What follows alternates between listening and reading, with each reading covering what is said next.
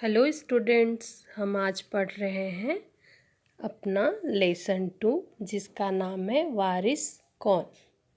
Lesson का नाम है वारिस कौन। तो आप यह तस्वीर देख रहे होंगे, यह कहानी का ही है, एक भाग है। तो आपको इस तस्वीर से आपको बहुत कुछ हिंट्स मिल रहा होगा कि यह एक राजा की कहानी है और इसमें कुछ कुछ तो अच्छी अच्छी बातें हैं, कुछ जानने वाली बातें हैं। तो चलिए इस कहानी को हम लोग शुरू करेंगे। पहले हम देखेंगे जो हमारा कहानी का शीर्षक है वारिस कौन। इसका अर्थ क्या होता है? वारिस का अर्थ होता है उत्तराधिकारी, यानी कि जब राजा है तो राजा उस राज्य का मालिक है। जब राजा ना रहेगा, चला जाएगा, मृत्यु उसकी हो जाएगी, तो फिर उसके बाद उसके उस राज्य का उत्तराधिकारी यानी कि फिर उस राज्य पे कौन बैठेगा, उस राज्य का वारिस कौन होगा, इसका अर्थ यही है। वारिस का अर्थ होता है उत्तराधिकारी। तो आइए कहानी को हम शुरू करते हैं। कहानी कुछ इस तरह है। एक राजा था, उसके 4 बेटियां थी।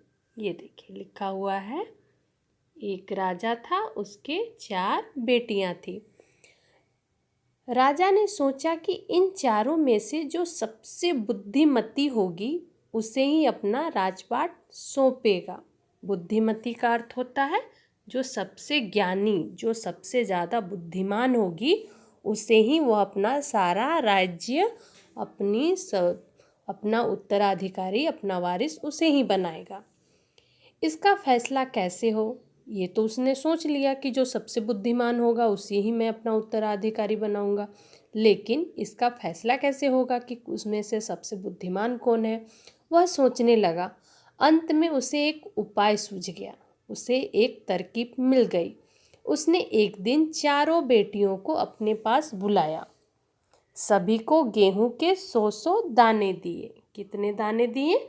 तो 100 दाने दिए, मतलब 100 के दाने सबको, चारों बेटियों को दिए और कहा इसे तुम अपने पास रखो, 5 साल बाद मैं इन्हें मांगूंगा। कितने दिन के बाद?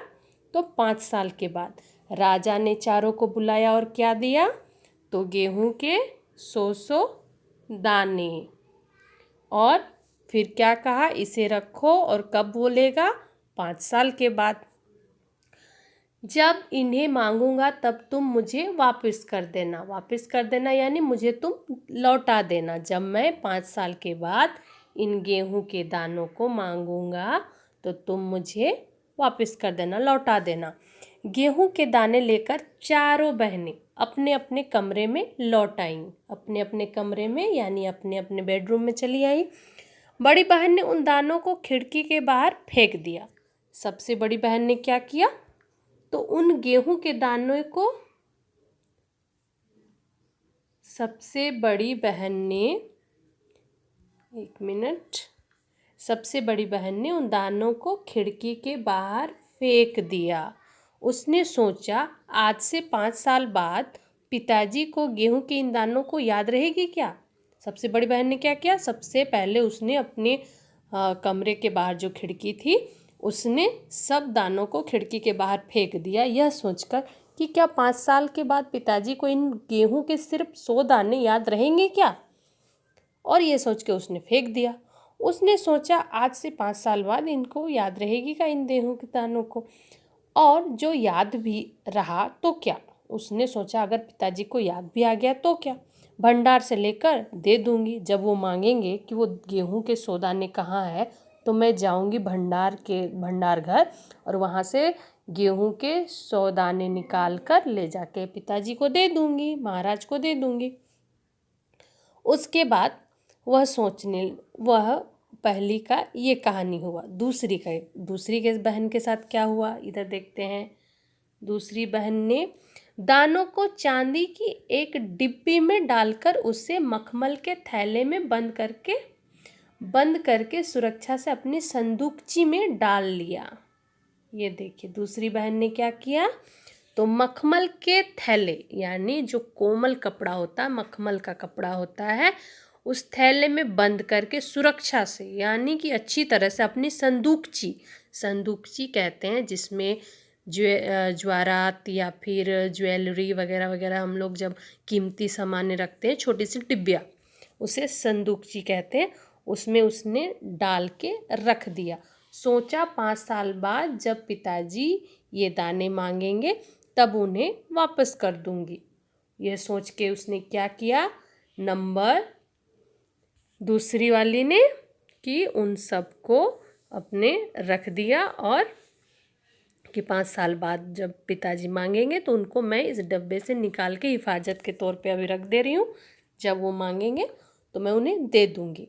तो हमने देखा कि जो सबसे बड़ी बहन थी उसने क्या किया, खिड़की के बाहर फेंक दिए उन दानों को और सोचा जब पिताजी मांगेंगे तब उनको ले जाके वो कहाँ से देगी, भंडार घर से दाने निकाल कर दे देगी। दूसरी बहन ने क्या किया, तो उसने उन दानों को संदूकची यानी कि एक डब्बे में मखमल के थैले में अच्छी तरह से मोड़ के रख दिया और सोचा कि जब पिताजी मांगेंगे तो इस डब्बे से मैं निकाल के रख दूंगी। उसके बाद बारी आती है नंबर 3। जो नंबर 3 तीसरी बहन थी, उसने क्या हुआ, उसने क्या किया उन दानों को। तीसरी बहन बस सोचती रही कि इसका क्या करूं। वो सोच ही नहीं पा रही थी कि इन दानों को मैं करूं क्या। चौथी और छोटी बहन तनिक छोटी थी। अब तीसरी बहन ने क्या किया उसके बारे में तो यहाँ लिखा नहीं है, वो सिर्फ सोच रही थी कि इन दानों को मैं क्या करूं। और फिर हमें दिखाया जा रहा है कि चौथी बहन, जो सबसे छोटी वाली चौथी बहन थी, वो तनिक छोटी थी यानी थोड़ी उम्र में वो छोटी थी। कौन, सबसे छोटी वाली, चौथी नंबर वाली। शरारतें करना उसे बहुत पसंद था, वो ज़्यादा मस्ती करती थी, उसे मस्ती करना ज़्यादा पसंद था। उसे गेहूं के भुने दाने भी बहुत पसंद थे, उसको खाने में गेहूं के भुने हुए दाने बहुत पसंद थे। तो उसने क्या किया, उसने दानों को भुनवा कर खा डाला। उन्हें उन गेहूं के दाने जो कि राजा ने उसे दिए थे 100 दाने, उसको क्या किया, उसे भुनवाया यानी फ्राई करवाया और फिर उन्हें खा लिया और खेल में मग्न हो गई। खाने के बाद खेलने में वो मग्न हो गई। अब यहाँ पे 4 राजकुमारियों में से 3 की तो दिखा दी कि उन्होंने क्या किया, लेकिन नंबर तीसरी जो थी, तीसरी बहन के बारे में अभी दिखाया नहीं है कि उसने अपने दानों को क्या किया। तो तीसरी बहन के बारे में आइए देखते हैं। तीसरी राजकुमारी को इस बात का यकीन था कि पिताजी ने इन्हें यूं ही दाने नहीं दिए होंगे। वो सोच रही थी कि पिताजी ने कुछ ना कुछ तो सोच के जरूर ये गेहूं के दानों को दिया है, नहीं तो वो बिना वजह का ये गेहूं के दाने हमें नहीं देंगे। जरूर इसके पीछे कोई मकसद होगा, मकसद यानी कि कोई वजह होगा, कोई मकसद है यानी कि कोई वजह है। पहले तो उसने भी अपनी दूसरी बहनों की तरह ही उन्हें सहेज कर रखने की सोची। जैसे दूसरी बहनों ने उसे संभाल कर रखा, सहेज कर रखना यानी संभाल कर रखने के बारे में सोचा। फिर उसने क्या किया, लेकिन वह ऐसा ना कर सकी। 2-3 दिन तक वह सोचती रही। फिर उसने अपने कमरे की खिड़की के पीछे वाली जमीन में वे दाने बो दिए यानी उसे लगा दिए, उसे उपजने के लिए उसे जमीन खोद के डाल दिए। तो दानों का क्या प्रवृत्ति है कि अगर आपने उसे मिट्टी के अंदर खोद के डाला तो वो अंकुरित होके पौधे के रूप में आ जाते हैं। समय पर अंकुर फूटे, क्या हुए, वो दाने अंकुर में बदल गए और वो फूट गए, पौधे तैयार हो गए। अब तो अंकुर के साथ साथ पौधे भी तैयार हो गए। उन दानों के दाने निकले। राजकुमारी ने तैयार फसल में से दाने निकाले और जो वो 100 दाने थे, 100 दानों से अंकुर बने, अंकुर से पौधा बना, पौधा से वो दानों में परिवर्तित हो गए, उसमें से दाने निकले। अब क्या किया कि उसने उन दानों को निकलवाया, जो कि उन 100 दानों से जितने भी अनाज बने उनको निकलवाया। राजकुमारी ने तैयार फसल से दाने निकाले और फिर से बो दिए। जो भी उसे दाने मिले, उन 100 दानों से जितने भी अनाज मिले उसे फिर से लगवा दिया। कहाँ, तो उसी तरह जैसे उसने पहले फेंके थे, लगाए थे, उसी तरह फिर से उसने लगा दिए, फिर से उन्हें उपज के लिए कर दिए। उसके बाद क्या हुआ, राजकुमारी ने तैयार फसल से दाने निकाले, फिर से बो दिए। इस तरह 5 वर्षों में उसके पास ढेर सारा गेहूं तैयार हो गया। यही प्रक्रिया वो करती गई। पहले 100 दानों से कुछ अनाज निकले, फिर कुछ अनाज से और निकले, फिर ऐसे ऐसे करके उसका 2 गुना, 3 गुना, 4 गुना ऐसे ऐसे उसका बढ़ता गया। और 5 सालों में, इस तरह 5 वर्षों में उसके पास ढेर सारा गेहूं तैयार हो गया। ऐसे करते करते उस बहन के पास, कौन सी बहन, तीसरी बहन के पास ढेर सारे गेहूं के दानों में बदल गए वो 100 दाने।